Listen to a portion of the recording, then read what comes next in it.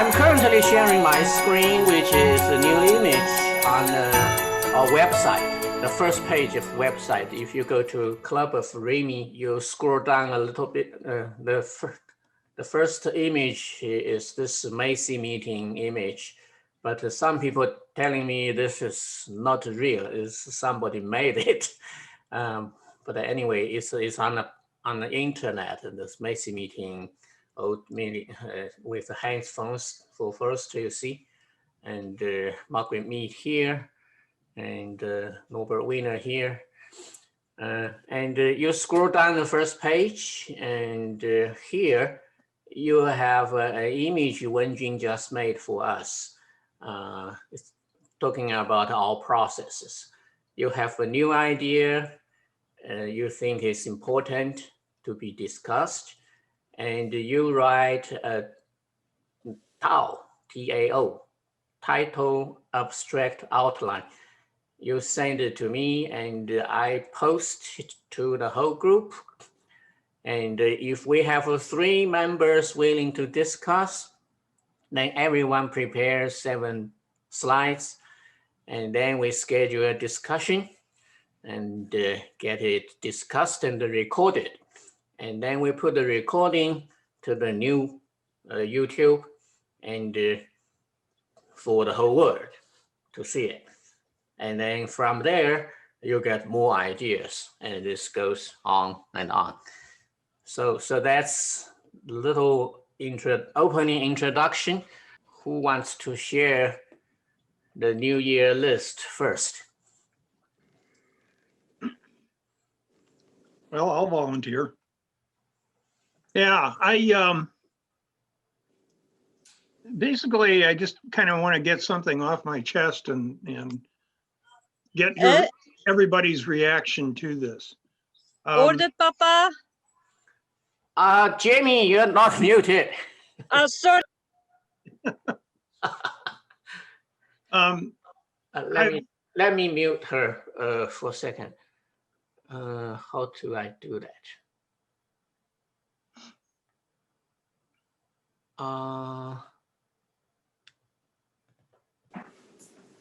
Yeah, she's muted. So no, please go ahead, George. Okay. Anyway, this is something that's bugged me for a very long time. And as I've been very active in the ISSS and then partially active in several of these other communities from time to time, it's become glaringly obvious that we don't do what we say everybody should do. Think in terms of wholes, think in terms of unification. We basically have divided into a number of smaller communities of specialists, creating silos. And I think this is actually doing damage to the whole notion of systems in the rest of the world. People look at us and say, well, you guys can't even agree on your terminology. So how do you call this a science? And so I brought this up at the ISSS in Oregon 2 meetings ago, and got a mixed response to it. But basically what I want to do is see the field called systems or system science reunified, that is bringing all of these various subfields back together again, because my contention is you can't think of one or solve a problem using one or another of these various subfields. You have to think about them all simultaneously. So you can't tackle a problem that is maybe to you obvious, it's a cybernetics problem. But in fact, it probably involves networks, it involves dynamics, it involves a whole number of things that unless you're taking those into account, you're not going to actually end up solving the problem. So basically that's it. I would like to get away from what I've seen, which is, comes from Abraham Maslow's law of the instrument, which is if the tool that you're using is a hammer, you're going to treat everything as if it's a nail. So that's my sort of beef with the larger communities. And I'd just like to get some response to that. Great. Who next? Isn't the tool the math? Do you have a screen to share, Lloyd? Yes, I'm here, yes. But isn't the tool the maths?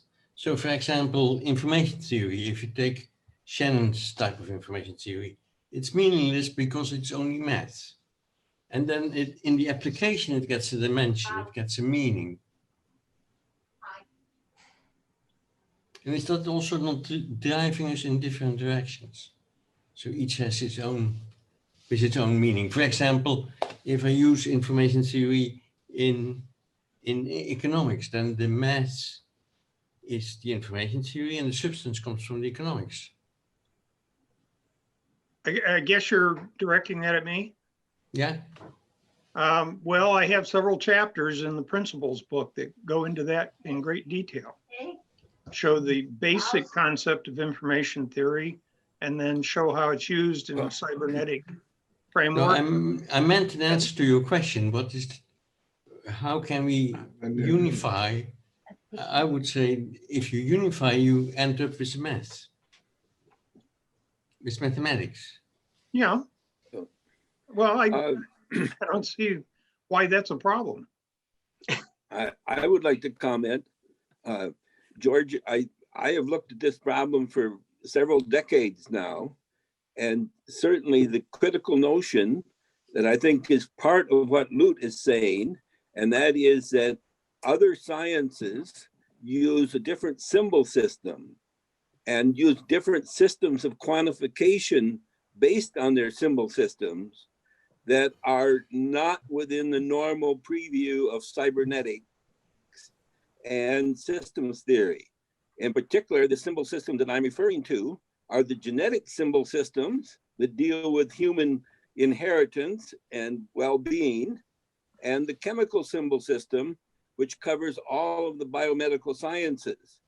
The symbols used in these systems are not directly translatable into the mathematical symbol systems that are widely used in the physics and engineering communities. I appreciate what you're saying. I think that does not preclude the notion that we can take the various components that we call systems. Well, right now, you just said it yourself, cybernetics and system science.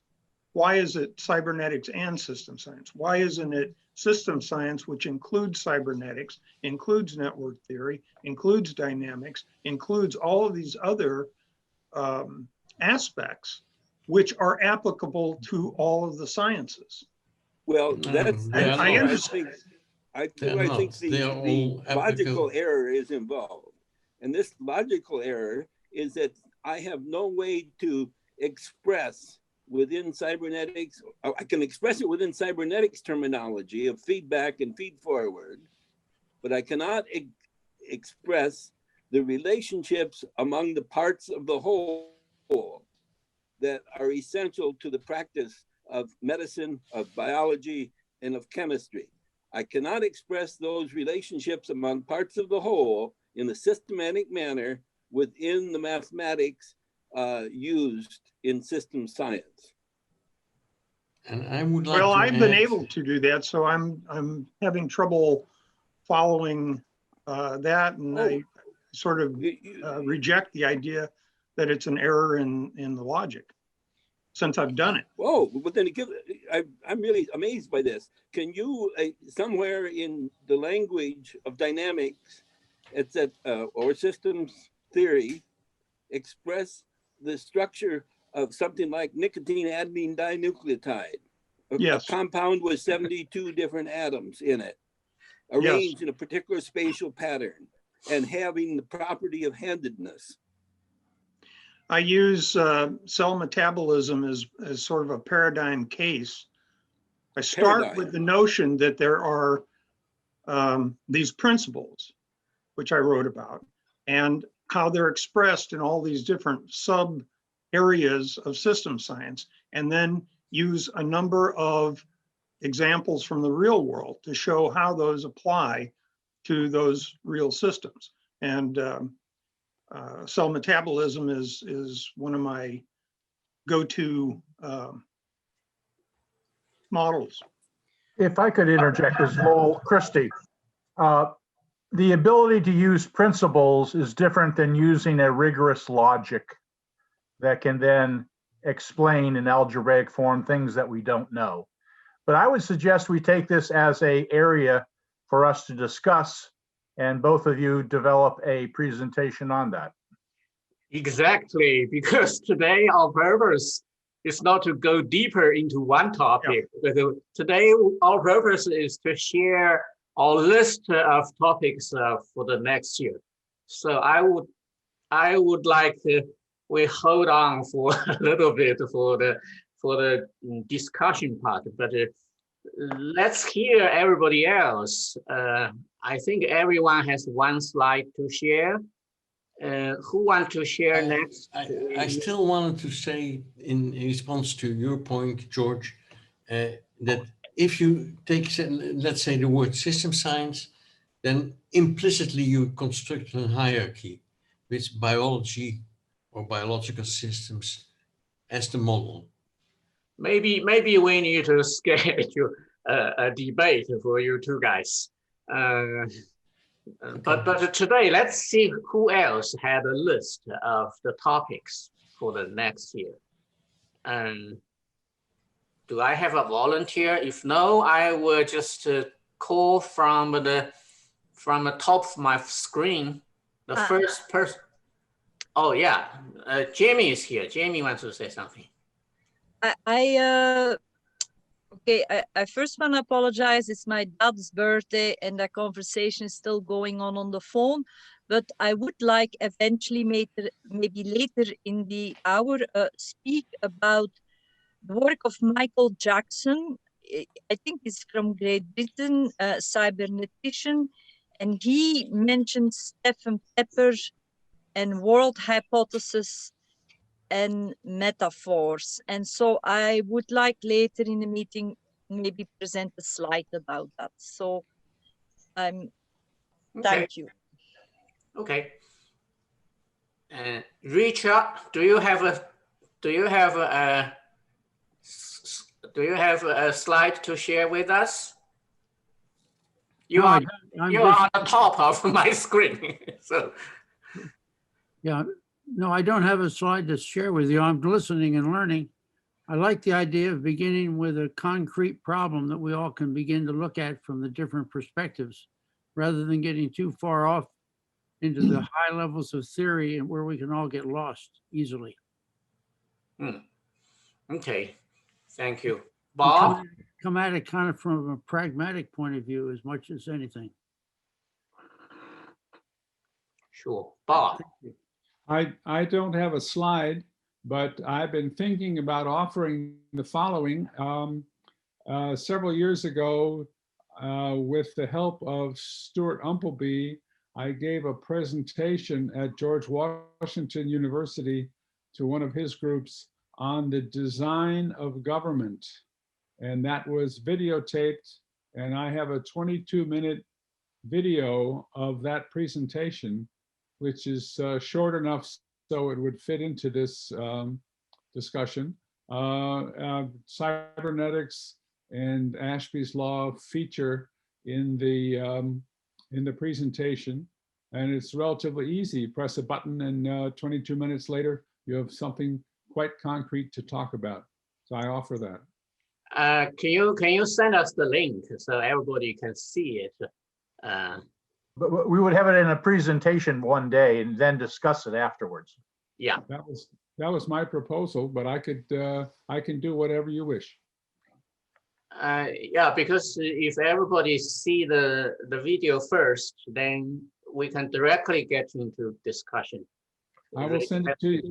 I will send it to you, Jason, and then you may do with it as you wish. Sure, sure, please. So that's another topic.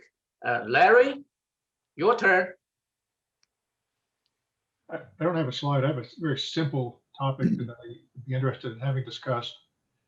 It comes from a presentation that I heard Roberto Maturana make once. And it was to a system science group, and someone in the audience asked a question about how does what he was presenting relate to whole systems. He wrote the word wholes on the board, crossed through it, and wrote the word processes. I would like to explore the implications of that, of not just his intent, but what I would argue is a reasonable contribution. What happens when you replace wholes with processes? Also one good topic. Yes, Klaus, your turn. I don't have a slide to share right now, but I have a concern, and that is actually that we often in system science, and particularly also in cybernetics, we don't look at the implications that, for example, Larry just pointed out. And I'm interested in shifting cybernetics towards a critical discipline, if you want, critical cybernetics. And looking at this from the point of view of what happens to society if cybernetics way of thinking is realized. And so I'm willing to write a one-page thing and send it to you, and then you can decide, or everyone else can decide whether it's worth discussing. But I'm personally very much concerned with that. And even though I have not right now very much time, but I'm in my mind, I want to write a book on that. The area of critical theory has really been given over to the Marxist and postmodern people, and there is a desperate need for what Klaus talks about, is a systems critical theory of society.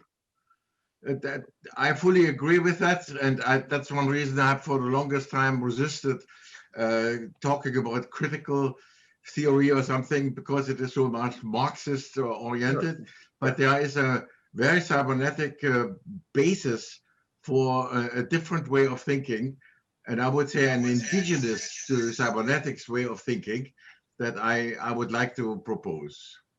So, Klaus, Klaus, when you say critical, are you thinking of critical rationalism by any chance, Karl Popper, or is he still a separate category?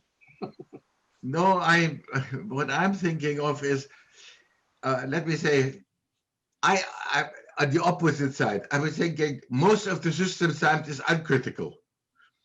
The aim of system science is to describe and to understand, but not to evaluate what it means for people, the role of individuals in that. So I'm opposed to this uncritical view of system science, which I think is dominating. And when we talk about wholes and unifying everything, I'm just not that much interested anymore, because it is uncritical. It doesn't allow human beings to be part of it. Now, you know, second order cybernetics at least makes the observer as part of it, but that to me is too limited. John raised his hand. Thank you, Jason. I don't have a slide. This is just a brief concern that I have. And I'm sorry that I missed the last session. I had miscalendared. I'm here on the West Coast in California and have dogs that I have to take care of in the morning. So I missed the presentation. I'm concerned about language. I think that, and I've made this this statement several times in ISSS meetings. I'm obviously interested in some sort of a unifying theory, not that there is, I believe, anything that is useful in looking at a unified theory. I have considered that one of the problems that systems thinkers have is a lack of a language that is clear and concise and understandable. We use all sorts of terms, and it's easy to become siloed when you have one language as opposed to a different language. It's almost impossible to get out of those silos unless you have a common language. Now, I'm thinking very, very, very strongly about, Chris Alexander's work in pattern language, and I'm also thinking about Spencer Brown's laws of form as a unifying notation. And I would like to discuss that in a session, developing a common language, or not so much language, but the ability to notate some of the concepts and processes and relationships that we talk about in systems and or cybernetics. That's all I have to say. Thank you for your time. Oh, great. Bernard. Oh, thank you, Jason. I don't have a slide, but my topic of interest has been for many years is using cybernetics and systems concepts to develop educational curricula, particularly for younger people. And it's been long been an ambition of mine, which I've never found time to do, is to write a book, something like How the World Works for Children, which would include graphics and simple statements about the biosphere as a system in which matter is circulated with energy from the sun. And that's before first order topics to get that idea across, the circular system. And then some topics about evolution leading up to how human beings come to be as languaging animals, self-conscious languaging animals who are responsible for the worlds that they are constructing. So I think if we could get that into a curriculum which was meaningful for younger people, it would be a great achievement on the way towards raising understanding and awareness about how the world works and what's wrong with it at the moment. Okay. Great. Yes, another question for John. You talked about Chris Alexander and G. Spencer Brown. I kind of been musing about their work for a few years, and I'm finding that a lot of the people working in different kinds of knowledge representation or language semantics and syntax are running into kind of the same problem, maybe not as rigorous, but as Gödel's incompleteness theorems, where they're kind of looking back on the language itself and hitting kind of up against a wall of how far they can take it. And the closest kind of gold mine I've run into was an old paper by Francisco Varela when he develops what he calls a calculus of self-reference, which offers kind of a syntax of how to turn language on itself without running into the same wall as Gödel's theorems. So I'll leave that there and we can maybe talk about that another time. And I've been kind of speaking with a lot of you on the work that I've been doing, and some of you are incredibly busy, and I appreciate what time you're able to give or not. But the work I'm looking to do this year is specifically on the difference between different kinds of knowing and feeling. I love the kind of philosophy of science and the system science meta-theoretical perspective. It's a good field to be in, and I enjoy the conversations. But as far as I can tell right now, our fruits are pretty far from where we want them. And I think that's a lot of the points that we're making collectively right now. So what I'm more concerned with in my personal work is what does it look like to feel some of the things that we're talking about? I have, the distinct advantage of being an ordained Buddhist monk, and that, in my time at the temple, there's a very, very clean way of doing this. You don't ask questions, you don't study any koans or theory or philosophy until you have kind of shown that you're able to sit still and keep quiet and feel what's going on in your body. So I kind of took a look back on this, and I'm concerning myself with what a living research methodology looks like. And I'm trying to stay as far away from intellectual conversations in this sense as possible. And I think the only researcher I found that does this is called, her name is Marie Hoskins. She's a psychologist from, I think, University of Seattle, who wrote a paper called Living Research, where she uses narrative-based discourse as a way to interpret and understand the psychological problems of her patients, using herself as a reflexive observer. And much of the work that she talks about is cybernetics-based, even if she doesn't use cybernetics terminology. And in fact, it seems she's pretty blind to the entire cybernetics and system science traditions as a whole, which I think is really a gift, because it shows that these principles are more far-reaching than sometimes we talk about. So a lot of the work I'm doing right now with my own nonprofit and my startup team is trying to understand what does it look like to be a part of the research questions we're asking, and how can we make those answers accessible to the widest audience. Alex, if I could just Remy, re-emphasize something you were saying. The article on the calculus of self-reference is at the end of Heinz von Forster saying, "We figured it out." It's a very important paper that we've really ignored, and it would be Yes. great to represent that and rethink that, because it's a launching pad. Can I say something, Remy? Jason? Yes, please. Okay. I must say that I have drifted into cybermetrics. I'm originally from science and technology studies, and the dynamics of science, the dynamics of technologies, that all brings in cybernetics as a source. But in itself, I find cybernetics also socially undesirable. I find it undesirable that people talk about human beings as languaging animals who are observing, and that one wants to organize a grandiose theory which brings all the sciences again together. I think that's the wrong direction.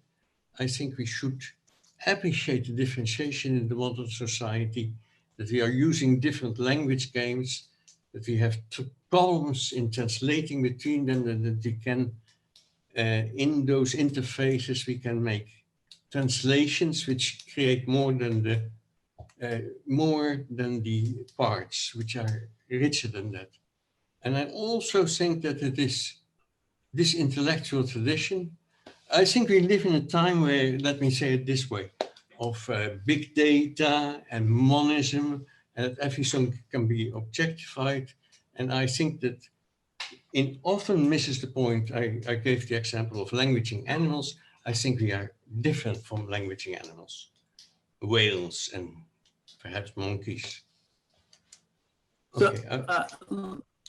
Lute, I think this is brilliant. I think the critical distinction, at least how I'm hearing it, is this transition from, see if I can do this correctly this time, right? A general theory of systems, right, to a general systems theory, or in the opposite direction. I mean, we're not talking about, or we don't want to talk about what a general theory of systems looks like, but the language that connects the different kinds of discourses that we're talking about. That is a general systems theory. I would and I think drop this the is word what you're general. saying. The whole aspiration of general, I think, is old-fashioned 18th century.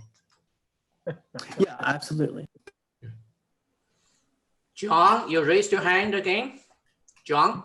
No, I did not. Oh, okay. So I just didn't take it down. Go ahead. Wait, I didn't take it down. It's okay. Peter, your turn. According to the sequence on my screen, which is the go around. Are you talking to me? Yes. Oh, You're only Peter now. okay. In terms of topics, as I understand it, you want to focus on problems that there are in the world.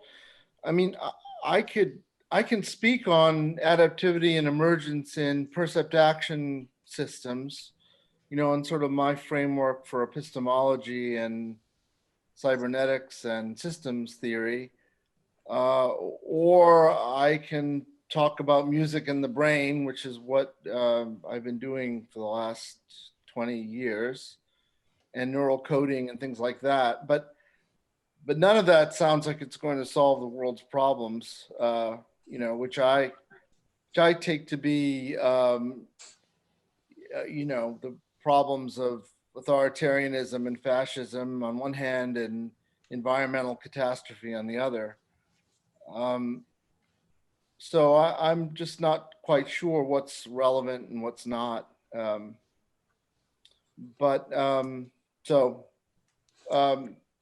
But maybe I'll come up with a proposal and submit it to the group and we can see what people are interested in. Yeah, we always start from our personal individual perspective about what is important.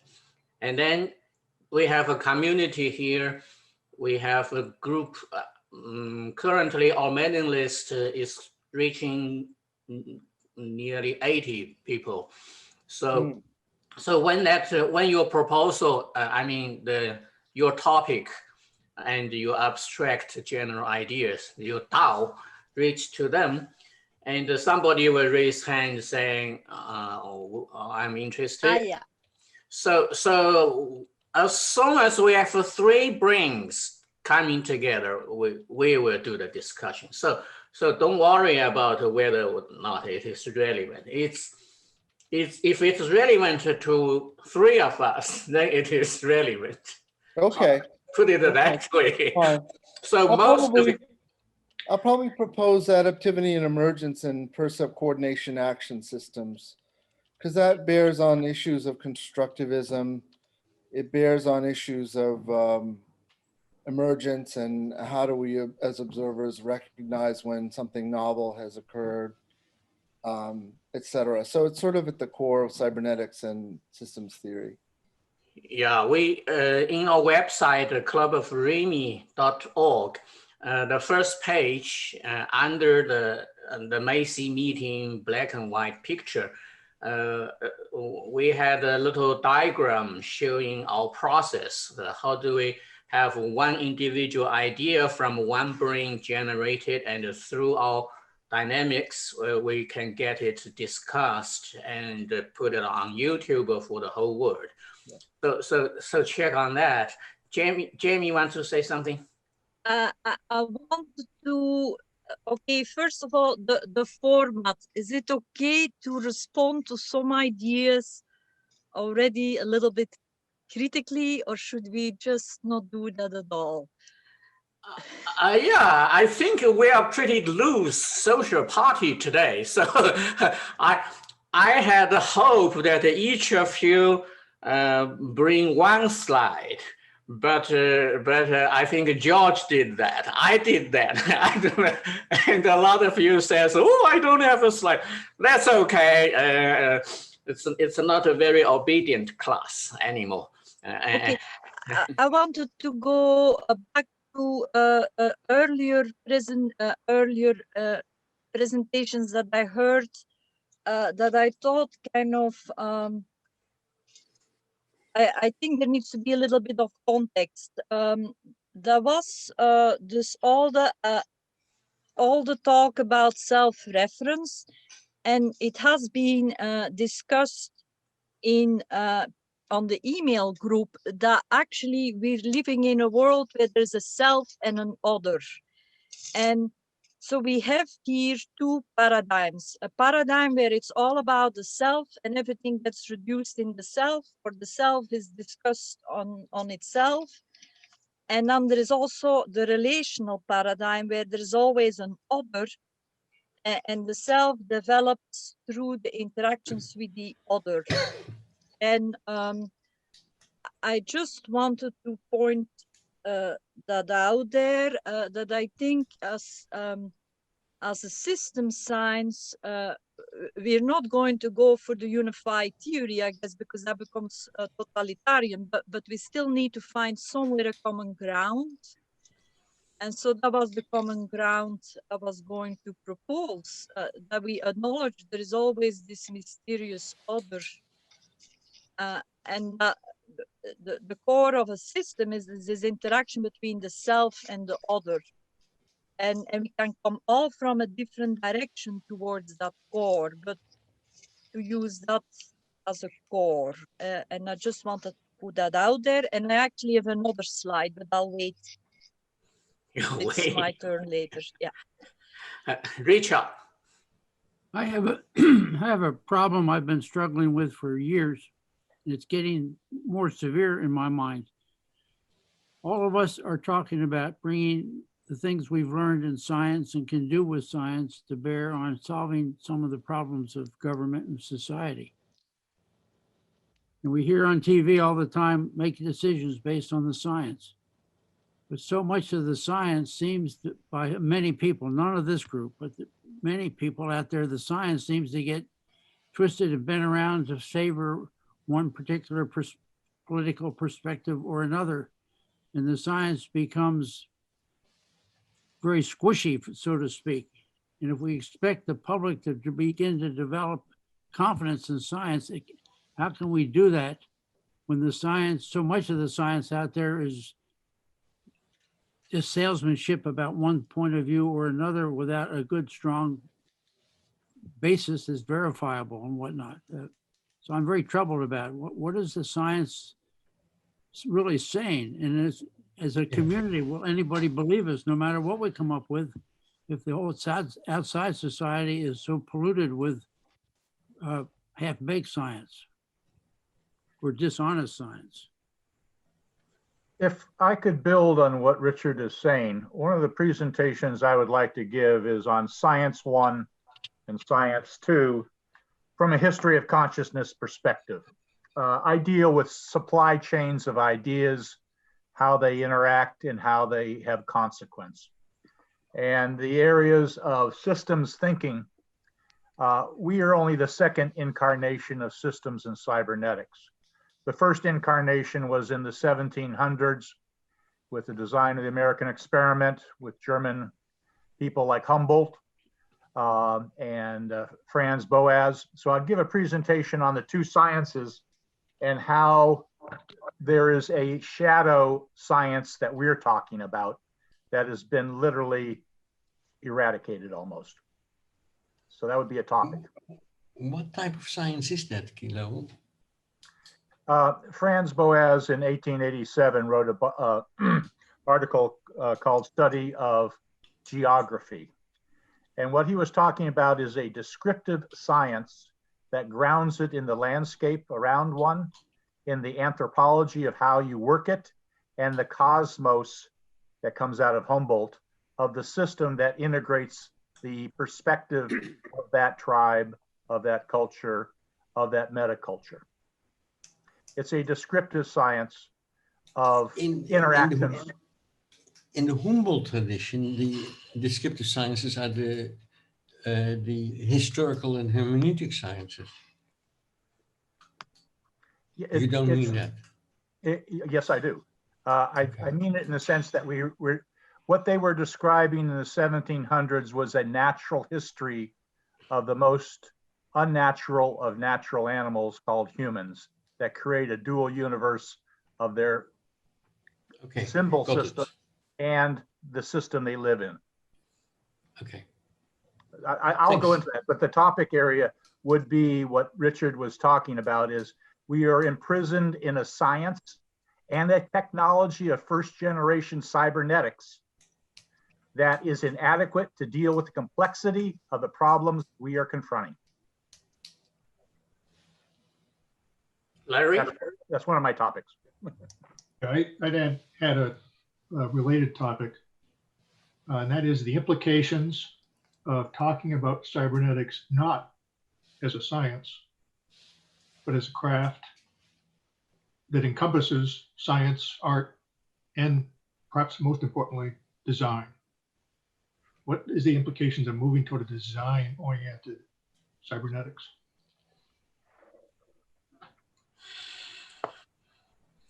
Stuart, your turn. Yes, okay. I think what I'm interested in is quite similar to what is being discussed here.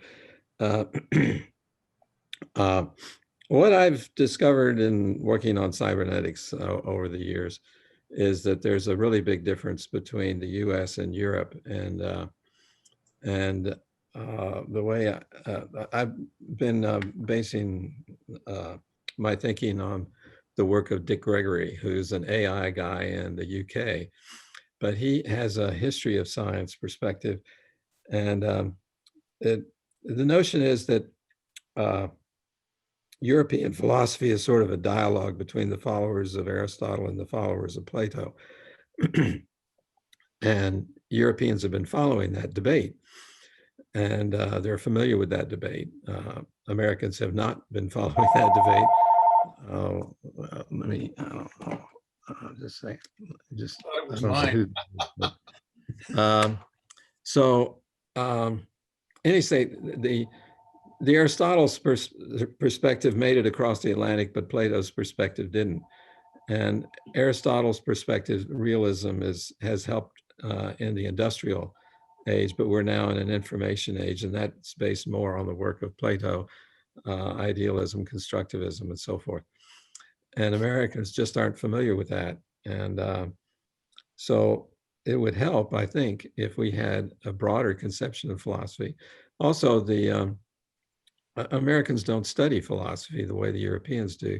I'm told the continental Europeans study the history of philosophy for 2 years in high school. And by the time they get to the university, then they have a tree of knowledge in their minds, because the different disciplines have grown out of various branches of philosophy. But Americans don't have that background. So when Europeans casually drop the names of various philosophers, Americans don't know what they're talking about. And Americans complain that we have stovepipes and or silos, and we don't talk across disciplines. Europeans do that better than we do by going back to philosophical foundations. So I think this is compatible with what others have been saying, and that would be my perspective, trying to clarify some of those notions there. But the problem is, if we were to try to solve the problem the way the Europeans do, you'd have to teach philosophy in high school to Americans, and who would do the teaching? Nobody knows anything in the United States about philosophy. Nobody cares about philosophy. They think it's all irrelevant. So what's the common foundation? Americans are struggling with that. And there is no single European tradition. The difference between German and French is as big as between America and French.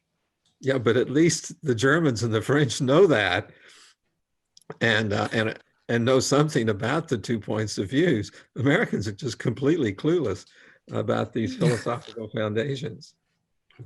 So I can speak to this a little bit. I originally started as a philosophy student, and one of the reasons I ran in the opposite direction was because the kind of philosophy that we were being taught, even the history of philosophy, was being taught as a historical tradition instead of a thought-based tradition. And the kind of flipping there, I don't think is really being done in much places. Even the University of Pittsburgh, right, who kind of comes out of nowhere with their top-ranked philosophy program right now, has a major line down their department of philosophy where half the professors will teach in the historical tradition and the other half won't touch it at all. And this is just a really major debate in the academic philosophy community in how philosophy should be taught as a thought-based tradition in the history of science, or as a history of philosophy within the scientific tradition. There really is no consensus, and I think the divide is pretty toxic. If I could build on what Alex and Stuart are talking about. Right now, we have a paradigm of fact or evidence-based practice. That provides the basis of all our consulting operations, big data, everything that Lute was mentioning. What we need is a theory-based practice. And in a theory-based practice informed by processes, then we have an alternative to the existing paradigm, and we can gain traction, not necessarily in the training initially, but in business, in government. So theory-based practice would make a fascinating discussion. Jamie and I have talked a little bit about this. So that would be a topic area that I would like to propose to build on what Umpleby and Alex and others are talking about. Peter, you just had an interesting idea in chat box. Why don't you tell us more? About autocorrect? No, about Aristotle? All of them. Well, I disagree with Stuart, but Aristotle and Plato obviously have many facets, and people focus on one or the other. Aristotle's hylomorphic theory of organization embedded in matter is, and the notion of functional organization, the notion of purposive systems, is really the core of the cybernetics. We do have Platonism, and it's rampant in certain areas of computer science, certainly in philosophy. Analytical philosophy is highly Platonic. The sort of logicism that ran rampant in the 20th century philosophy, and the kind of computationalism and ultra rationalism of symbolic AI and computational cognitive science is all Platonistic. It's not connected to the world. It's not grounded in material beings who are operating in a material world. I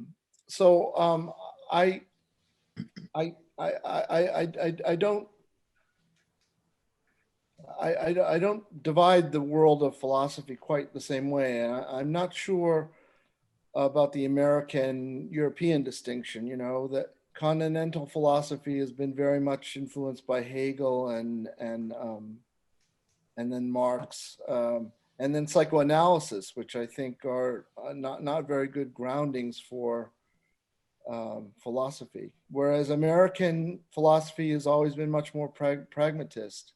Well, the pragmatism was created in Harvard and Berkeley by Pearson James. I mean, what you're talking about is exactly why Rorty left Chicago and left analytic philosophy behind him and resurrected pragmatism into neo-pragmatism and became a literary critic more than anything else, which is why I think that language is so rock at the bottom important to the work that we're doing now. Sorry to interrupt. Yes, I agree with that. Yeah, philosophy is old-fashioned. It's not the answers are not from philosophy. Well, the answers are from understanding that we have thought systems, which we can study also empirically. Yes, philosophy is too important to be left to the professional philosophers. I happen to have a degree in philosophy, and I left it. It's worth noting that there's a kind of a second divide happening here. It's maybe not to the extent that it's worth bringing up, but there is the analytic and synthetic divide in philosophy, and there are many philosophers which kind of bridge this divide. You can call it, I think, a continental or a phenomenological divide or a continental analytic divide, whatever you like to call it. But there is two distinct divides happening in the philosophy community that have been for years in this methodological, how do we approach the teaching of philosophy, how do we approach philosophy as a set of questions, and how do we approach philosophy as it gives answers. And the two kind of opposite sides of each are, do we approach it in the historical tradition or not, or the answers that they're giving us, do we root them in syntax or not?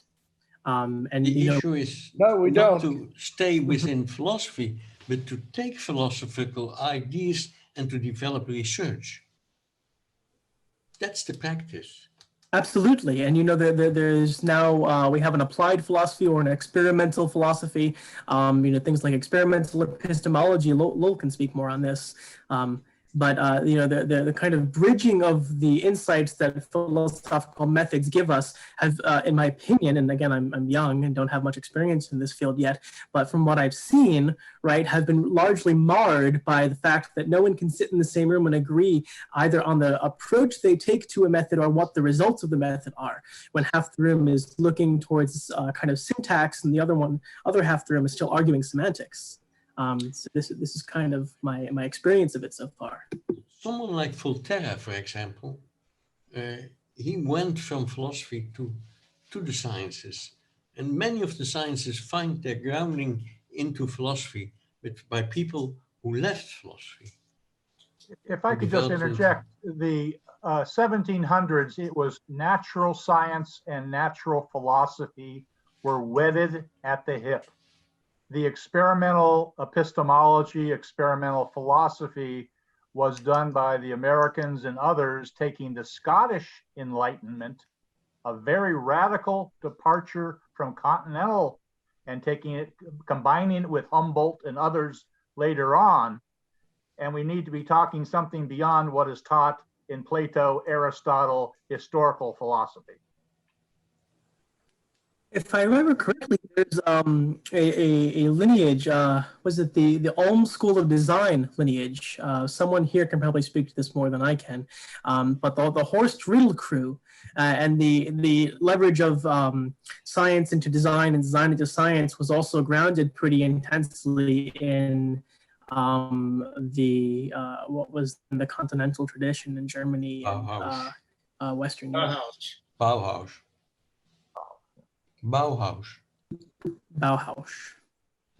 Bernardo, you have a good point. I wanted to follow up a little bit on the disagreement. Actually, there is this idea that maybe we shouldn't disagree, but maybe it's the other way around. It would be suspicious if we don't disagree. And I use this to introduce again the topic of human development, is that we're all on a developmental trajectory and we're in different stages. And so it's normal that we disagree because we all have a slightly different outlook on life based on where we are. And so I was a way to resolve that is to think of philosophy as a process philosophy. And also cybernetics is about a feedback process, and that we need to get rid of anything that implies a final destination or that kind of implies that we can freeze the process. I'm just throwing that out as an image to play with. If I could get back to what Richard Knowles was talking about in terms of practical, here's a real practical problem I'm dealing with right now. I was asked to the National Academy of Science, Engineering, and Medicine when they had the Human Factors 40th anniversary. The DoD, all three branches, gave a presentation of how humans interface, integrate with technologies. I swear I was in a time twilight zone of 50 years ago.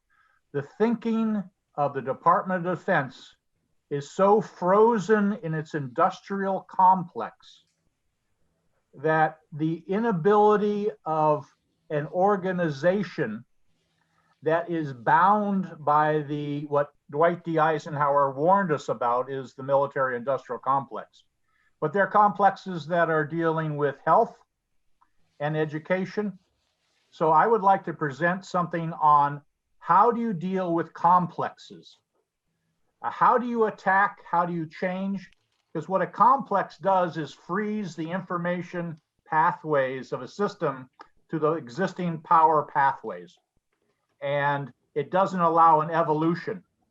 And when I was looking and hearing these three branches of the military dealing, how they are interacting with technology, I was frightened. I can sit there and flip their strategies and bring this culture down because they are so wedded to first generation cybernetics. And that first generation cybernetics is dealing with a command and control consciousness wedded to some very powerful technologies of interactive systems and thinking. But it is supported by a science and a calculus of how you design silicon systems that is inadequate to deal with the complexity of human society. So how do we deal with a complex is something I would love other people to work with me on, and I'll present something on that as a real life as I'm dealing with DoD right now. Bernard, you have a good point? Good. I would like to support that also. I wouldn't call it industrial complex, but we have artificial intelligence, which in my way of thinking is far from being intelligent. Yeah. It is actually artificial institutionalizations, which we have to submit seemingly. And that's one reason why I think I'm in favor of some sort of a critical perspective to reveal that and to make it possible that one can, as human beings, interact with these kind of complexes. So what we need to do in cybernetics is look at our own legacy. We have a half-born revolution of product, of artifact, of technology, of tools. But the human side of organization has been made impotent. And just looking and talking to these DoD people is like, my God, we are 50 years behind the thinking that needs to be in terms of developing real security. Maybe it is not, they are 50 years behind. Maybe it's you are 50 years ahead of the time. Maybe. Let's hope so. I would like to support Lowell and Klaus. I think you're correct. And I'm very glad that we've had these multiple perspectives on philosophy and its relevance, because it seems to me like that's what we're missing, that even the subject of philosophy is not considered legitimate in a great deal of American higher education, and certainly in the applied branches like the military or industry. So more discussion along these lines, I think, would be very helpful. Perhaps I'm biased, but I think this is where I'm making my claim, right, that the approach that's needed there most is to have this kind of embodied sense before we have those discussions of theories. And I know there's disagreement about the term embodiment, or if embodiment is needed as a methodological tool. But my concern in my work right now is in making that transition is how do we, talk about complexity as a concept and philosophy as a set of concepts and ideas and tools, when the only thing that's kind of being exercised is the intellectual brain. Would it not be more practical and more useful to understand how these things are felt and kind of embodied as a part of a social system first, and they would have more utility, which I think is, if I'm understanding correctly, kind of the thread we've been tracing commonly in some of the discussions here. Jason, just a comment. Alex, what I particularly liked in what you've said so far is this emphasis on being aware of your feelings, which is another way of saying being in the moment, being here now, aware of yourself.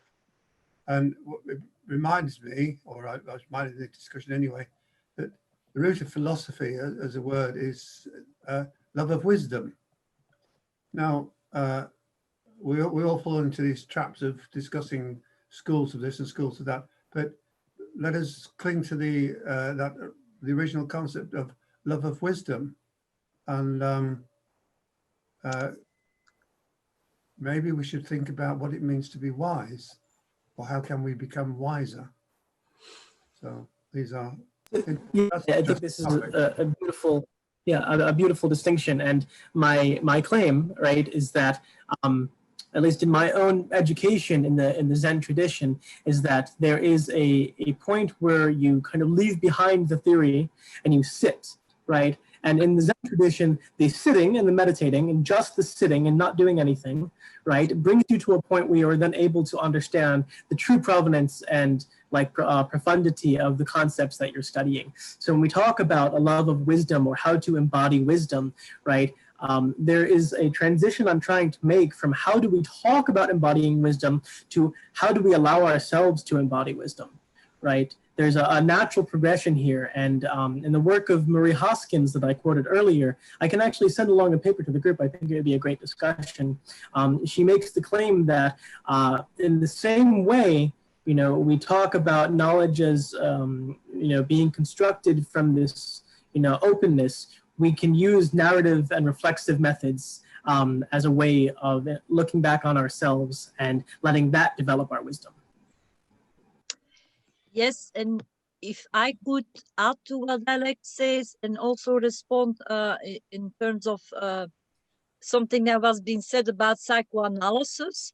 There is in England what they call the object relations approach in psychoanalysis, and it has other names, but there is Wilfred Bion specifically also started looking at emotions and try to present a way of thinking that actually starts with emotions, that puts emotions first. And it may seem very alien and everything, but it is a language that or a way of thinking. And once you immerse yourself in it, it actually becomes quite interesting and actually relevant to cybernetics, I think.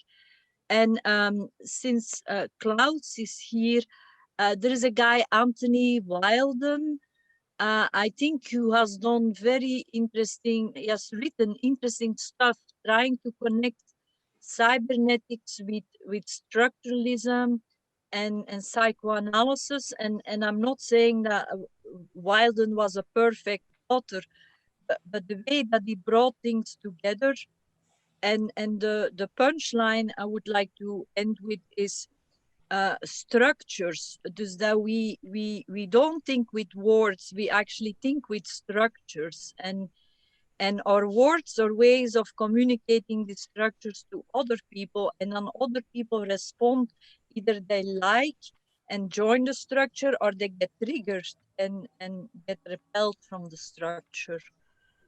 So I all very exciting ideas I see floating around here.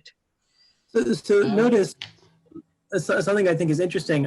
When we start talking about psychoanalysis and emotions, right? Notice that what we've done already by saying these are the kind of things that we're feeling, right? We're feeling our emotions. What we've done is we've already abstracted ourselves, right? Is that already by trying to feel something, by trying to get in touch with the emotions and use this kind of framework to look at them, we've already begun back into an intellectual realm, right? So the kind of thing I'm questioning here is Zen postulates, right, that simply just by not trying to feel and just paying attention to what's going on in front of us without a framework, without anything, by just taking it as it is, right, that we can come to clarity of what it is and then learn beyond that what the larger picture has for us.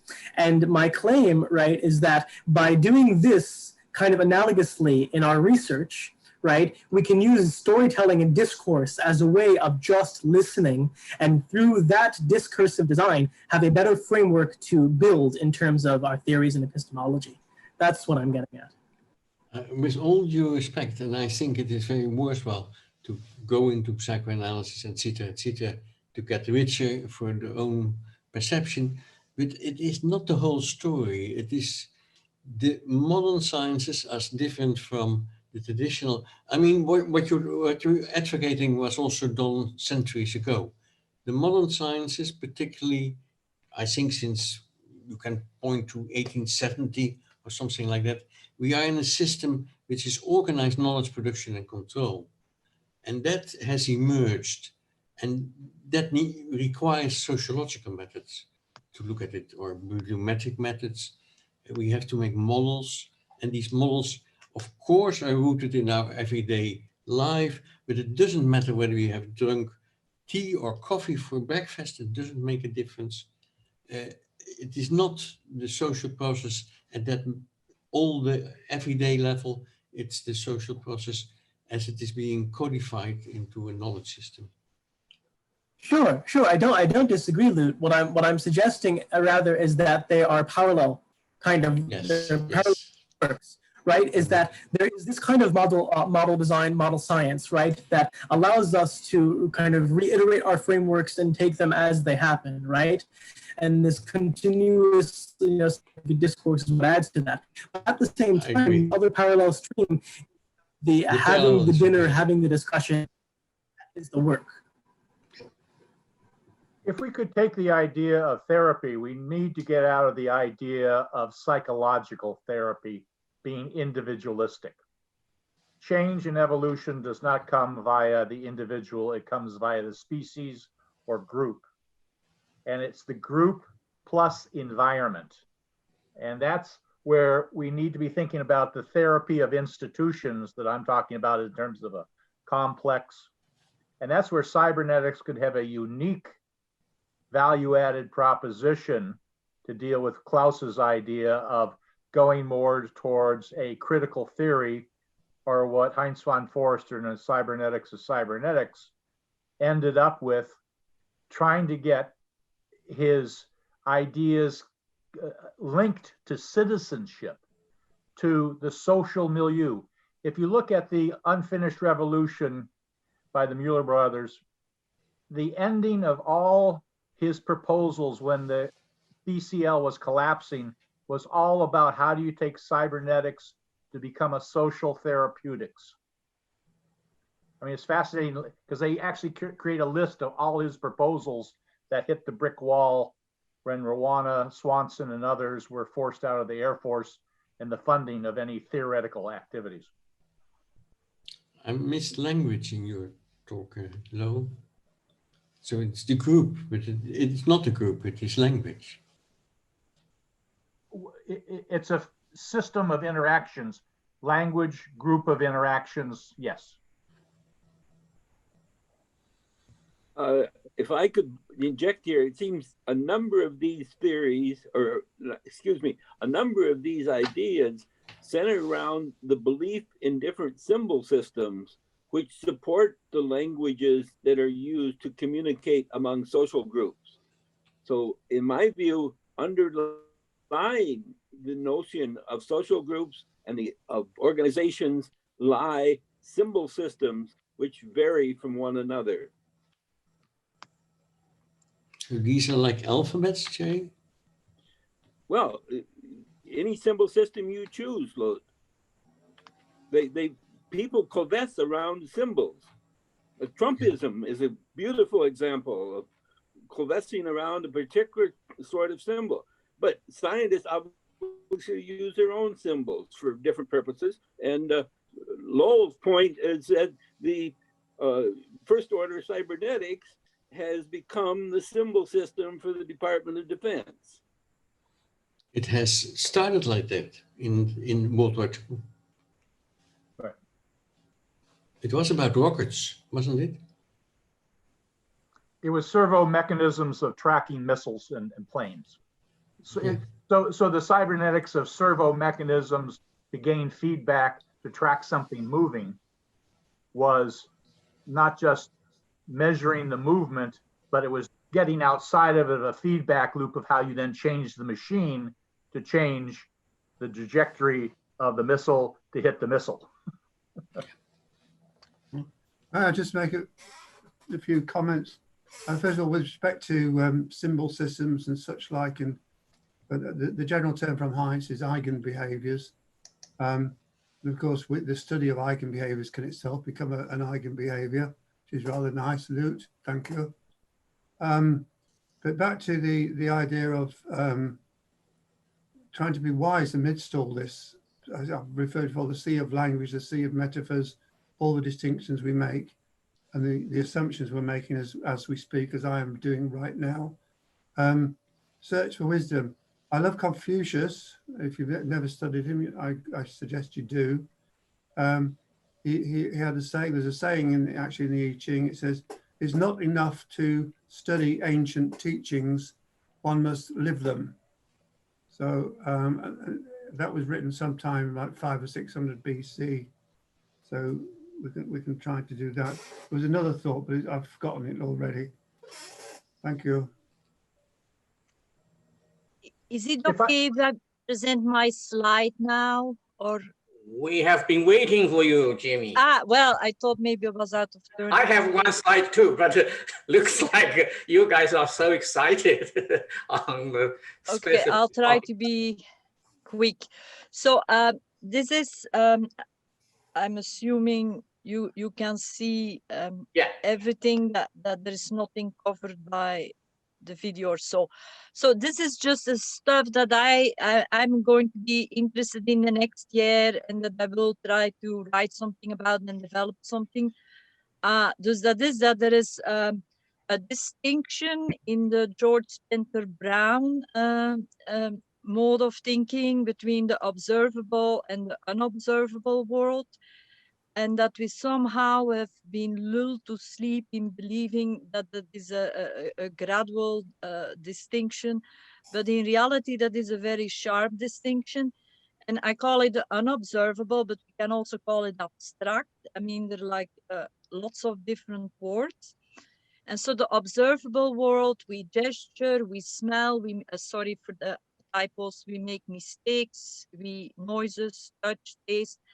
But when it's the unobservable, we use metaphors, and that's a way to communicate with other people. And without metaphors, we wouldn't be able to actually feel that we are together with someone.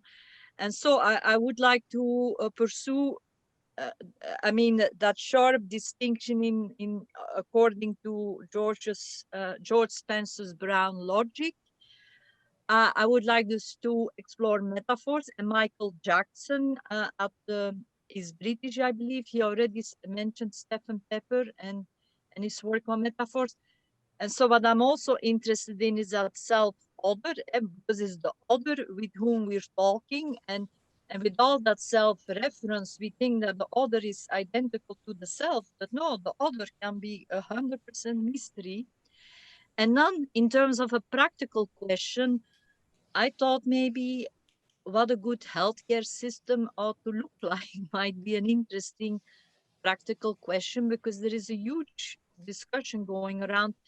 And since we are already going to talk about the hospital system in the next coming weeks, so I'm always up for a conversation about what are like the components of a healthcare system, and to really use cybernetics to understand how a good functioning healthcare system works. And I think everyone in society is wondering that now. Thank you. Jamie, if May I could just comment, your self-other and the observable and unobservable are on two different logical levels. That's correct. The self-other, you deal with information, the forming within the individual observable.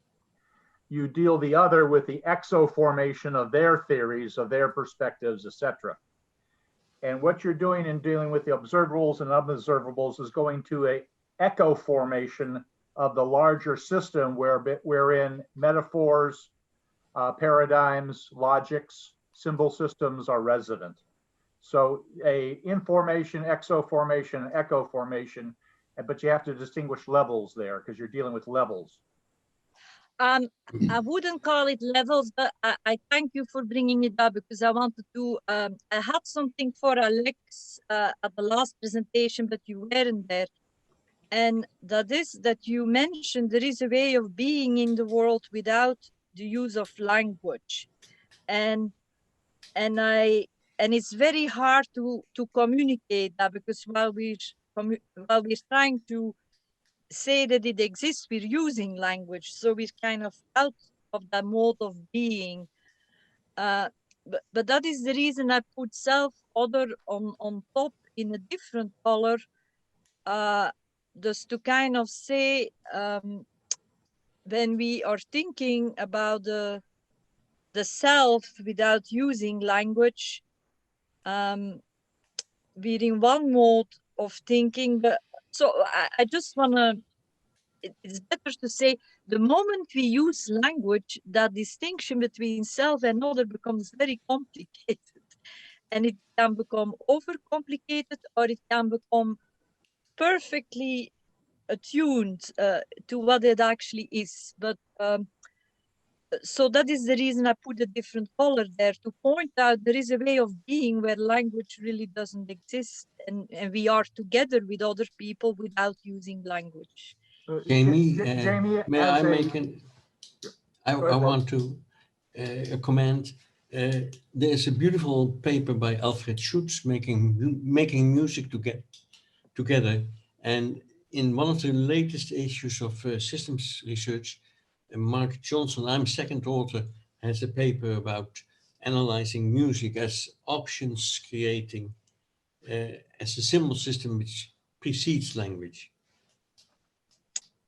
We can And send that you a is copy. very true, I believe, because we had what was it, the early Greeks, where they were studying music at the The beauty secret of society. Mark's paper is that it is about Bach. Aha. Can we drop those names in the chat box or say them again, please? It's about Johann Sebastian Bach, about the partitas. Yeah, about you quoted Alfred Schutz and a second author before? Mark Johnson. And this in systems research and behavioral sciences. You can also find it from my webpage, probably. Jamie, I can send it to you. If I could just speak from my own personal experience. I'm a Quaker. Quakerism came at the end of the Protestant Revolution, throwing away every mediation of church, of pastor, pope, whoever. And the way of prayer is through silence. And that seems like a very thing, and it really scares a lot of people when you sit for an hour or more and try to get away from language. But the whole purpose is to get the monkeys of the brain out of your brain, your agenda, your purposes, and to see that which you are swimming through, the soup you are part of. And so you're trying to go from that self, other, my agenda, etc., to that level of the meta culture that imprisons you or frees you. And that's the distinction between a virtuous system and a vicious system, which is the purpose of Quakerism, to discern. And it goes back to what the chat box has been talking about, which seems to be a theme today, which is wisdom. How is it a cybernetic wisdom different than the other ideologies, processes, techniques that are allowed to run rampant in the world today? Brilliant. Yeah, this is absolutely brilliant, Lo. It always intrigues me that somehow the Quakers have kind of been the recipient and the developed lineage of Zen, it seems, in the Western society, kind of completely separate from their own developments in the Buddhist tradition. The Quakers have really formed a pretty similar route. I've been pretty active in the Quaker community from a young age. And they have a lot to say on the same ideas. And Quakers are basically a dying religion, just as systems has been a dying thought process, because the overall arching paradigms are sending out the antibodies to squash this alternative epistemology. Well, what we're seeing, at least what I've been seeing, right, is that a lot of these dying traditions are kind of being revitalized as they merge and kind of are reborn in different and other communities, right? My first exposure to cybernetics and system science was actually through the design community and the Systemic Design Research Network in Toronto with Peter Smith at OCAD University, this was kind of like, wow, there's a kind of third wave resurgence of cybernetics. There's also, a resurgence of Quakers that are coming into Buddhism, and the same thing was with conservative Jews that are coming into Buddhism, and vice versa. I think there's really something to this idea that a lot of these traditions with very, very similar epistemologies are all kind of finding themselves in different communities. Right. Peter, you have something unfinished in the chat box. You want to elaborate that? No, you're muted. You're muted. You're still muted. You're muted. Bernard here. Can I just make a comment while we wait for somebody?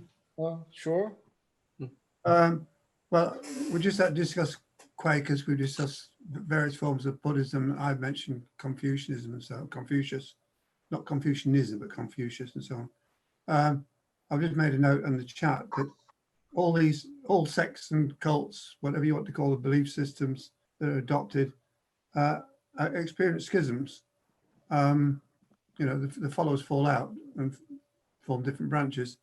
When I lived on the island of Lewis, off the west coast of Scotland, way up north, and it's famous for its Christian versions of Christianity, which were mostly very strict.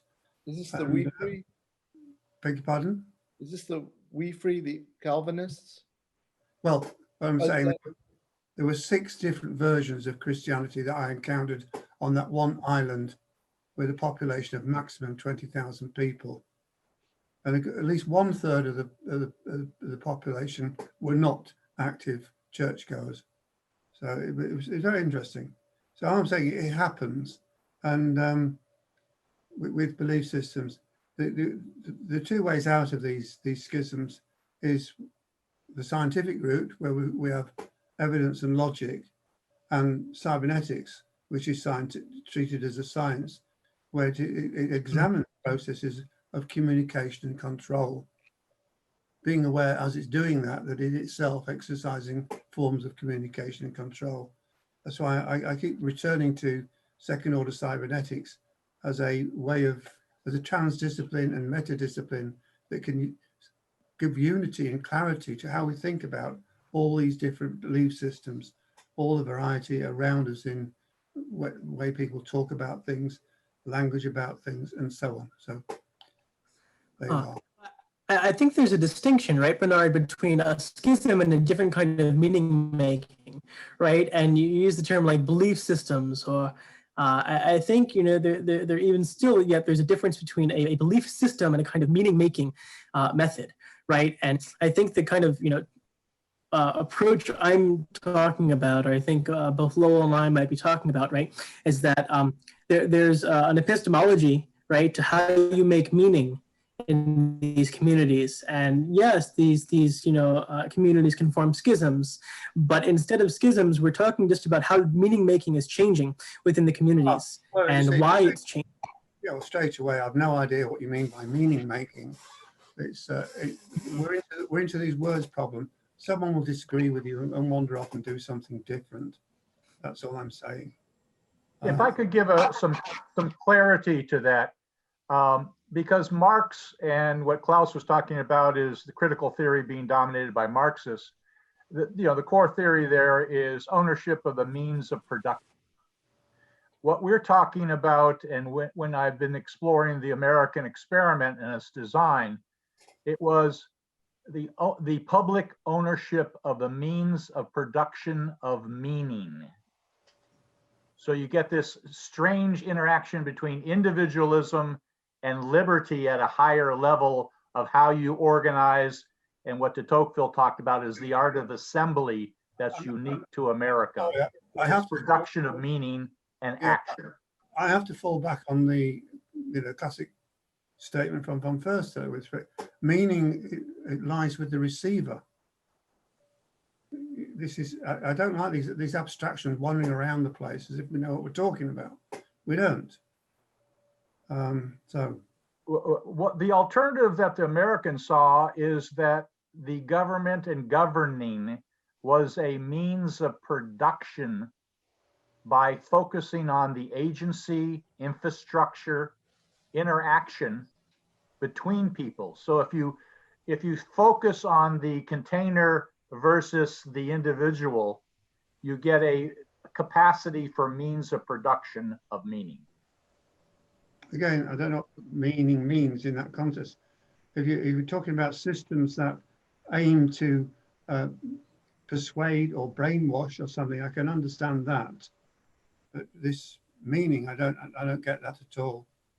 Maybe that's a topic we should be focused on. Well, we've done it. Okay, Bernard, shall I give an example? So for example, if you have force in Aristotelian science or in Newtonian science, it has a different meaning. It has nothing to do with perception. Well, that's fine because you can give operational definitions for those things. That's fine. You've anchored your meaning into something precise and definite, and the receiver of your message about those different terms can examine them carefully and say, "Oh yes, I think you're right. I agree with you." Yeah, of course, that's individual meaning. That's the receiver's meaning. I share the meaning. I understand what you're saying. This is a consensual meaning among scientists. And there are other people talk about forces and so on in other ways, metaphorical ways. But I mean, this is why science is so special, because it does lend itself to operational definitions. You can go out and test the hypotheses. We can come to agreements. I mean, I love the phlogiston story precisely because there were empirical facts that everybody agreed on, but they were fighting over the theoretical interpretations. Until what came along. I missed what you're talking about. Oxygen and what was the other idea? Oh, phlogiston. Yeah, phlogiston, whatever. Yeah, I mean the facts were the same, but the interpretations were different. And it was Joseph Priestley who did the critical experiments to support the theory or create the theory of oxygen, which is nice. I mean, you've got some empirical grounding there. Was he Scottish? If you're talking about meaning, let me give you an example.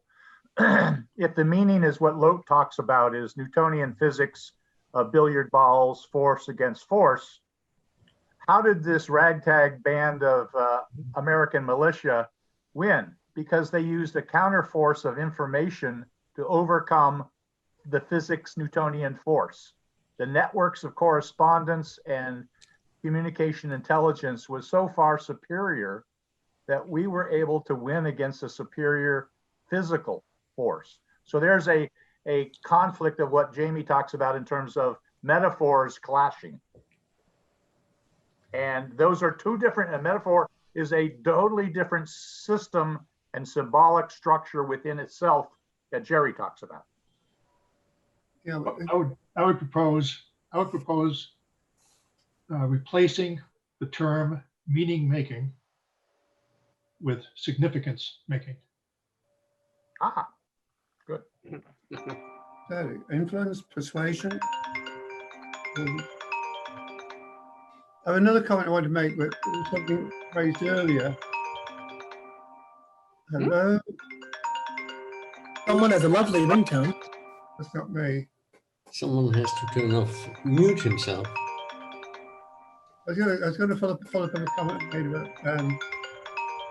It is the angels letting know that Larry made a good point. Very good. Very good. Thank you, angels.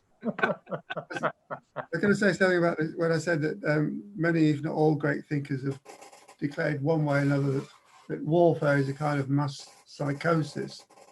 And I can think immediately of George Gurdjieff using those words and what's his name? George Herbert Mead also. And this is where, people get caught, you could say people get caught up in meanings, but they get caught up in in all sorts of ways into these tribe. There's a separate conversation about schismogenesis going on at the moment on Sibcom and so on. Now, I found something fascinating about Gurdjieff. He said when he was younger, he used to seek out war zones because it was in the excitement of the war, the risks that he was taking by just being there that spurred him on to develop his own self-awareness and self-knowledge. Just an interesting thing. Hemingway has the same point. Follow up. We are now in a war zone. It's a global war zone with many, many enemies around us, to use some metaphors. The virus, the global conflict, and all the false meaning making. Oh, did I say that? All the false messaging that's going on, fake messaging that's going on around us. So there's a lot to be talked about on the topic of meaning making. If I could give two more potential meetings or seminars. Valerie Lamont and I are doing an article called "The Daughters of the Unfinished Revolution." And you heard from Judith Rosen about Richard Rosen. I have Christina Engelbart. When I worked with Doug Engelbart, his daughter has continued his crusade. And we have Nora Bateson and Mary Catherine Bateson. Mary Catherine Bateson probably is not up to giving a seminar now, but Nora Bateson is. So we're going to have them speaking, hopefully, about the legacy and how they've tried to take what they thought of their father's ideas to try to bridge the past 50 years. So there will be 3 potential presentations of the Daughters of the Unfinished Revolution, where we're trying to turn it into an article.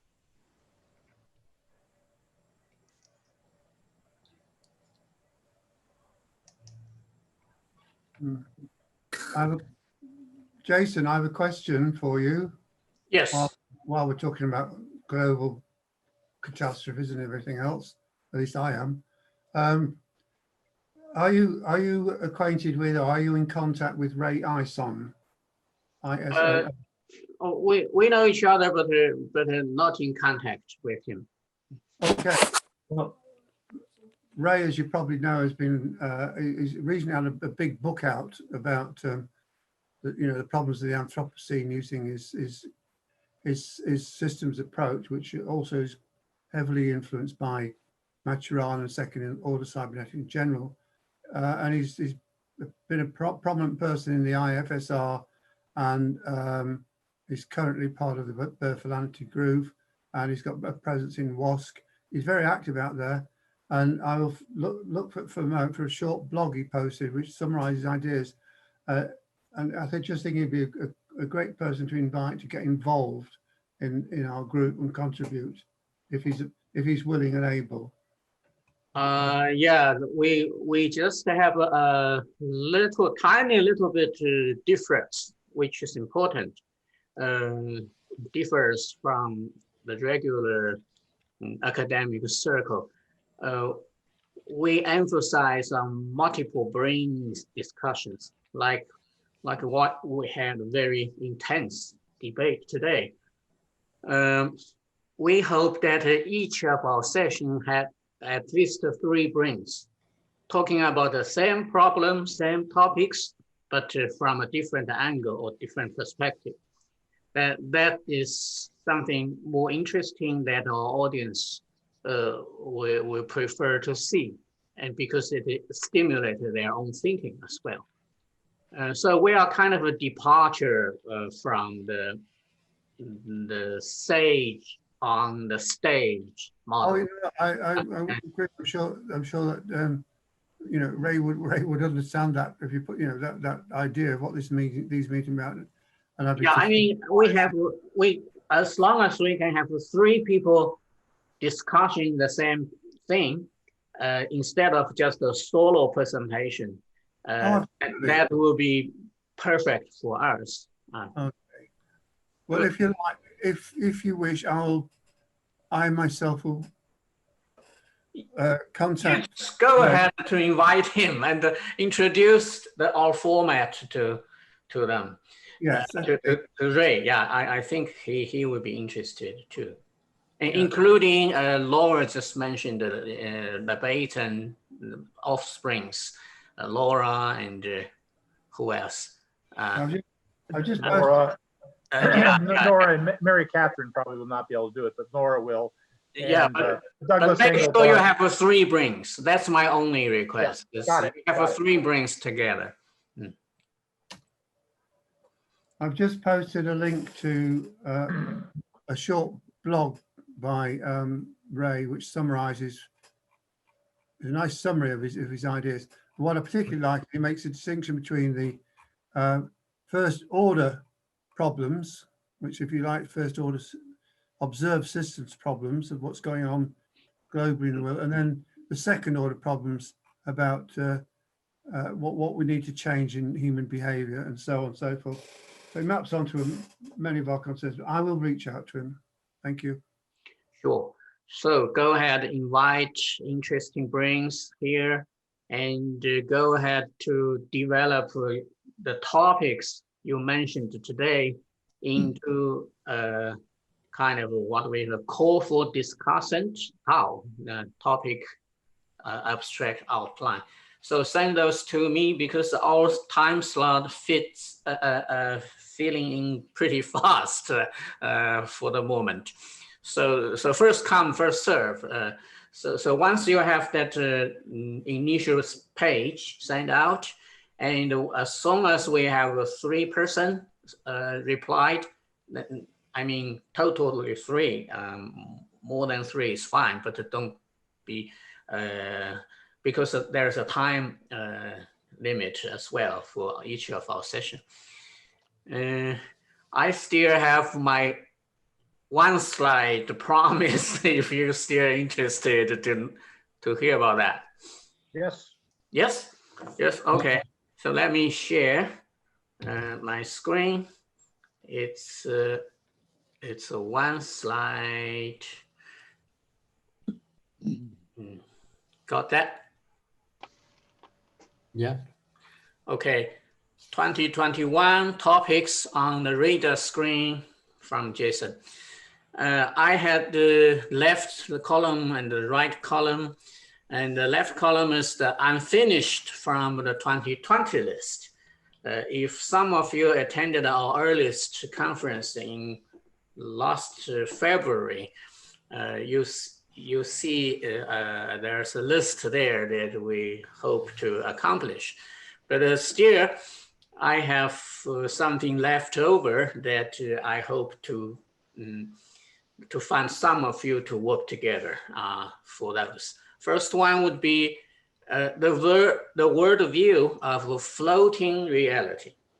Okay, that is my purpose of going 1 step beyond the constructivism and the science 1.0.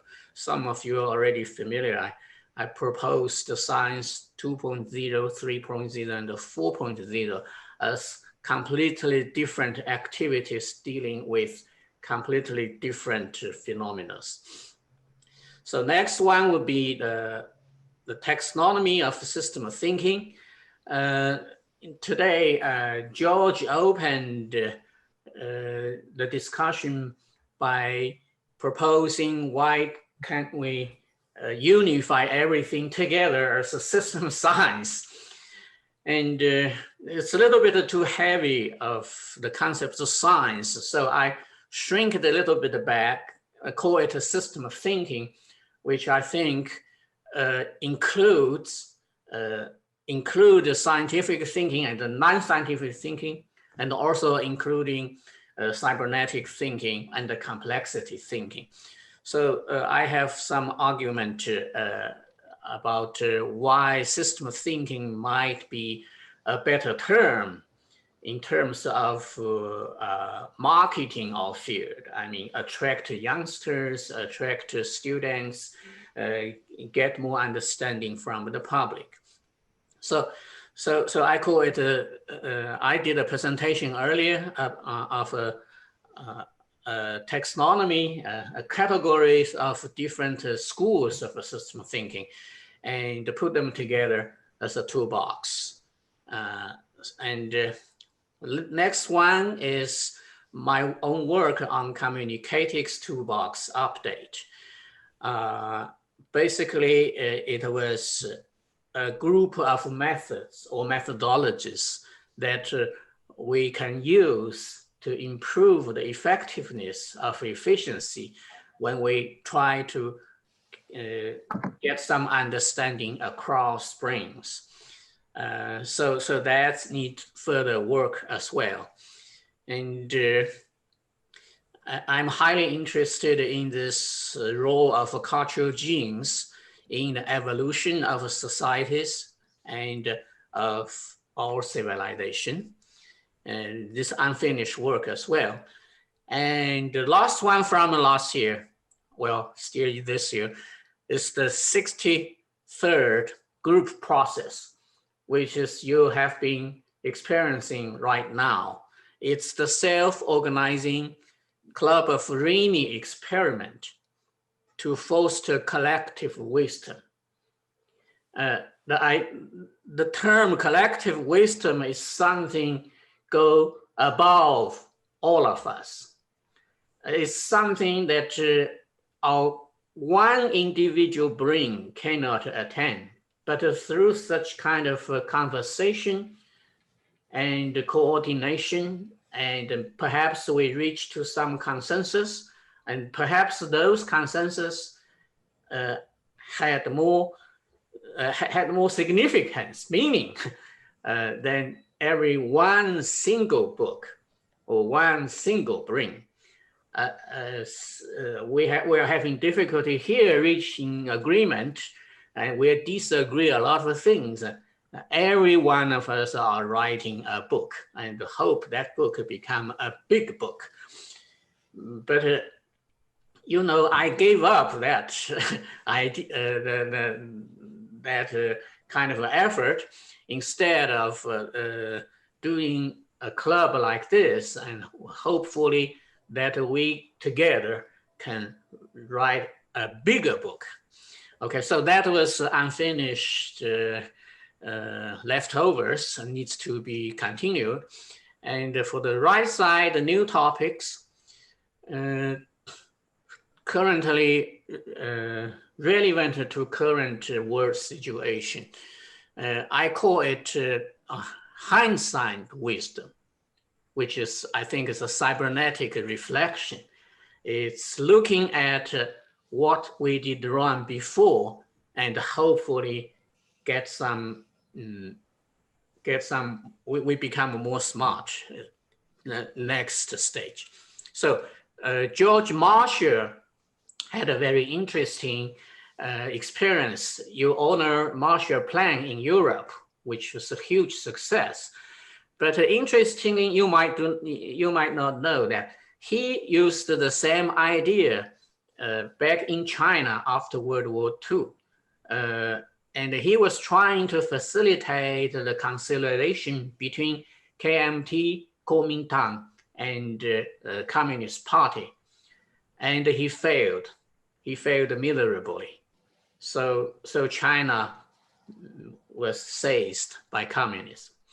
So that was a very interesting case to look back and to find out why the same idea can succeed in Europe, but fail in China. And I believe there are very interesting treasures to find there. The second similar one is another hindsight wisdom effort, reflection on the case of Joe McCarthy. It's everybody heard this name as a bad name. There are movies about those bad dark times and a lot of historic writings on that period. But today, what we have today is a very strong and powerful communist China, like making trouble to the whole world. That forced us into this pandemic situation. So looking back to what Joe McCarthy proposed, but failed, and why we can maybe reevaluate the conflict of perceptions, conflict of values at that time, and seeing from now that perhaps we have a lesson there. The third one, well, all of them are actually unintended consequences from insufficient system thinking. And the third one is a little bit more ambitious, and I wish that some of you would be interested to participate in this effort. It's how the US government fosters the growth of Chinese Communist Party into today's status. A huge troublemaker for the whole the whole world. And how the previous US government first decided their policy, and at that time could be seen as reasonable, but from a hindsight point of view, that we have lessons to dig out from there. Next one will be a little bit a topic that I'm a little bit obsessed with, the third wave of abuse in civilization that we need to counteract. That is what I call the political correctness as abuse of value. The first wave of abuse is the abuse of wealth, abuse of money.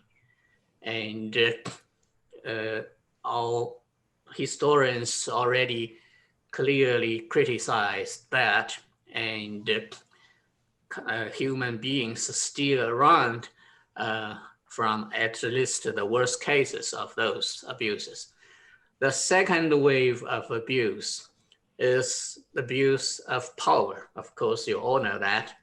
So that's the founding fathers of US, United States, and the Constitution, and the whole design of the government get that balance of power thing going on. And perhaps that was endangered today as well. Now I'm pointing out the third wave of abuse. That is, we push too hard on one good value, and so it did more harm than benefit. So the last one is also related with this topic. It's what I call beyond Prigozhin. You know, the key concept of Prigozhin was that non-equilibrium generate order. Order comes from far from equilibrium status, so-called disapassive structures. Now, if this good idea of equality got abused, and freedom, our human freedom, is at risk. So that was the last topic. I think perhaps next year we can discuss. So that's my one slide. Thank you, Jason. So if any one of you feel interested to any one of those topics, please let me know so we can do the sessions. If I could have a suggestion for process here. Yeah. We have two people, Stuart and Bob, trying to put together a journal, blog, whatever, on really redefining governing, the design of government, the designing aspect. And so if we can be looking at things like George Marshall, you know, what happened in Japan as a counterpoint. So it's not just Western societies that we've transformed. That would make an interesting article. So each of our ideas that we want to present should be in a process chain, supply chain leading to articles. So maybe if Stuart and Bob could talk about designing government, the journal, and how each of these ideas we've been talking about could well become an article, and that we get a production system going here of ideas, not just talking to ourselves. Exactly. I still sharing one of my screens on the browser. This is the Club of Remy website, the first page. Thanks Wenjing who drew this picture for us. That you can see the process of our discussion always following this loop. Starting from here, you have a good idea. We call it, well, topic of important and urgent, importance and urgency. So the good idea, so you do a little work, you develop your one page, title, abstract outline. You develop that one page, you send it to me, and I send it to the whole group. Now the test of if your idea is becoming a we, I mean, if I become a we, or if you are just too lonely, is this being decided on this step. So if you do not have no one respond to your topic, then you can just wait, maybe later. But if 2 or more members are interested in this specific topic, and we go ahead to develop 7 slides from each person, and we schedule the online discussion. And the discussion, on a discussion like today, a lot of conflict of perspectives or different opinions will cook together, and perhaps stimulate more of thinking. And then the whole thing goes to YouTube. So at YouTube, you can send your links to your friends, to your colleagues, to your students, and you can collect more and more feedback, and a wider discussion will happen in the whole world, hopefully. And you got a new idea again. So that is how I think it's more and more clear that each one of you had already talked about something on your mind today, that please go ahead, write it up into that one page, and let's get this process going. Would Stuart or Bob want to talk about designing government? Of course. So perhaps adding you, Laura, you 3 can have a session, and the next available one would be, I think, the last Wednesday on January. Do you want to do that? Well, that sounds like that would be 3 of us, and we could start with that 22-minute video, which I've already sent you, Jason. Okay. From there. Do you think that we can watch that video beforehand, or do we need to, because Zoom platform doing video is a little bit kind of sluggish. If all of you can watch that video before the meeting, so we will start the meeting directly from a discussion. How about that? Sounds good to me. So let's see that. What's the video about? It's a presentation that I made with Stuart to one of his groups at George Washington University. And what was it, Stuart, 2015, 2016? Well, what's the presentation about? It's the usual. It's a design a government thing. Remember we did it? That you did for my group. Yeah. Right. Yeah. And it's been edited down to 22 minutes. Oh, good. So Stuart is aware of that video, and I will send that link to everyone in the group. And Laura, you should have a chance to watch that video before the meeting, right? Yes. So on 27th, how about January 27th? Okay. 27th, you 3 discuss. 27th is a Wednesday. January 27th. So same time, you 3 will discuss designing government. Yeah, and it's based on a great deal of experience in acting in government that Bob has had. So it's very empirically founded. And it will be helpful if each of you still can have 7 slides. I need to emphasize why do we need those slides? Because we're producing video programs. And for the future viewer, a page of the slide will serve as an index for them to find out the content they want. So they can fast forward or they can rewind back, etc.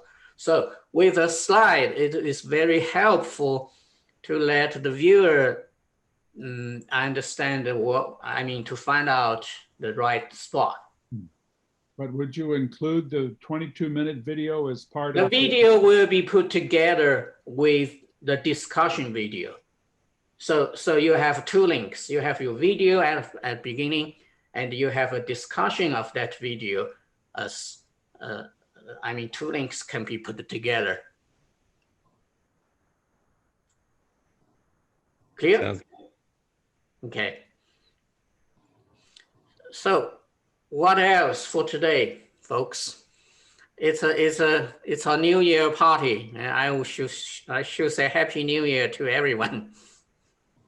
And I have my Yeah, the same to you, Jason. A point of clarification in the chat room. Yeah, okay, it got corrected. It said January 23rd, and I thought maybe that was a mistake, and apparently it is. Yeah. 27th. It's 27, yeah. 27th. Yep. There will be a January 23rd, but not in 2021.